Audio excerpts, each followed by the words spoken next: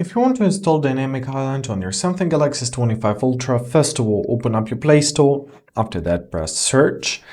And here, let's find our Dynamic Spot application. Great. There it is. Now let's install it and give it a couple seconds to be installed. Great. After that, press Open. Press Next.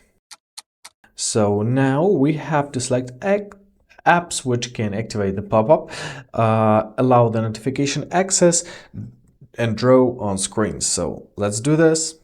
Let's select our dynamic spot, go back. Now let's give it a notification access. There you are, press allow and draw screen. Press allow as well. Press next. So let's press installed apps. Let's press dynamic spot. Let's turn it on. Let's press on. And now we're done. Let's press done. So we're prompted to get a pro pack. If you want, you can do this.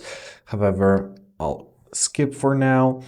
And basically for now it is available. So if we're gonna pray here and press allow, we can see how our dynamic island looks, right? So here you can adjust it.